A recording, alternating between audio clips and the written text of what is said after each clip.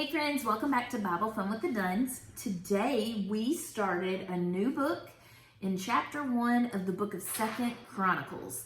So we're going back in history. We go from the New Testament, one of the Gospels, John, and now we're going way back in history. And the cool thing about Chronicles is 1st and 2nd Chronicles were actually one book. And in our Bible, it's kind of in the middle, or towards the front middle of our Old Testament. But in the Jewish Bible, they have it at the end of their books. And it's because it tells of a full recap of their history.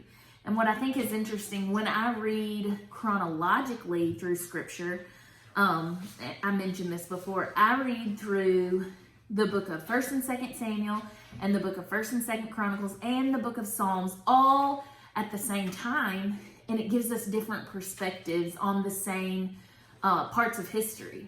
And so where one is giving me like the documentary, Chronicles gives me like the history, and then Psalms would give me like the journal entry to the people that it's about, usually David. And so 2nd Chronicles, we are actually jumping in kind of in the middle of the history of the kings of Israel. And I guess the breaking point of when they decided to split the book of Chronicles into two separate books is the death of King David, because the last chapter of the book of 1st Chronicles, that's what happens. It ends with King David's death, and his son, who, Jeb? Solomon. I just woke Jeb up from a nap. He read his, we discussed it, and Mama should have filmed right then, but he fell asleep. So King Solomon is now the king, and he is David, remember, David and Bathsheba's son. And King Solomon, God had a plan for him. Remember, David wanted to build the temple, and what did God tell David? Who's going to build the temple? Solomon. That's right, your son's going to do it. And so now what we see is Solomon is going to be a leader. And so in chapter 1, Solomon has taken over. It says that he establishes himself as king, and that looks a certain way during the time of these kings. A lot of times the current king would get rid of anyone who might be a threat to his kingdom, anyone who might come up and try to become king, whether it was past people of royalty or even family members who might be a threat to the kingship. And so Solomon is no different. He establishes himself as king.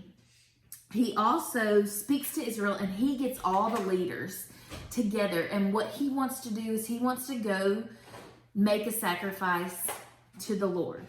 And what he's doing is he wants to start out the right way. He wants God's blessing on him being king and leader of God's people. And then here, Jed, you rocked out this part. God comes to Solomon, and what happens? He asks him for anything in the world, but Solomon only chooses wisdom. And so God gives him everything. Yep. So God is so pleased and so proud of Solomon's choice for wisdom, because it's a wise thing to know he needs wisdom. And definitely he needs wisdom to be the king of God's people and to lead God's people.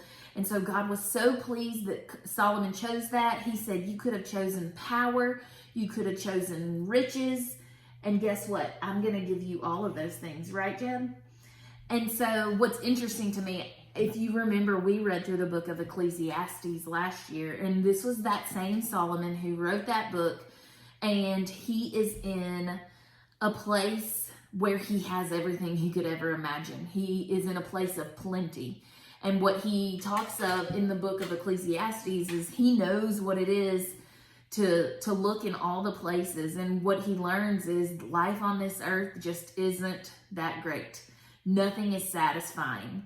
And what he has to come to learn is that's true. We cannot find our satisfaction on this earth. We have to find our satisfaction in God. Right, Debbie?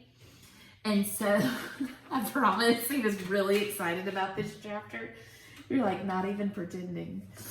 And so Solomon teaches me here, as God gives him these blessings, it didn't have to be that way. And we're going to watch King Solomon's life as we read through the book of 2nd Chronicles. When God gives us blessings, we still have to choose how we use them. Are we going to use them to serve ourselves? Are we going to use those blessings to serve God? And that's kind of my takeaway today. And so, Jeb, do you have a takeaway? That was my takeaway. Okay. You talked about more. Oh, I wish we would have recorded before he took a nap. You talked about some great stuff. I did? Yeah. Okay. But another thing, Jeb did notice 2 of his vocabulary words in here. So Import and export. That's right. Say it again. Import and export. Import and export. And so towards the end of chapter 1, where it talks about Solomon's great wealth, it talks about he is able to get horses from other places, and he's able to provide some of his wealth for other countries. And so there's importing and exporting going on. And so as Jeb read, he recognized some of his 3rd grade vocabulary words for this very week. All right, friends, I hope you guys enjoyed starting a new book today. We did. We love a good fresh start. If you have not yet watched the Bible Project video, just the recap of 1st and 2nd Chronicles, they keep them together. Check that out. You learn a lot. And we'll see you guys tomorrow in chapter 2. Bye.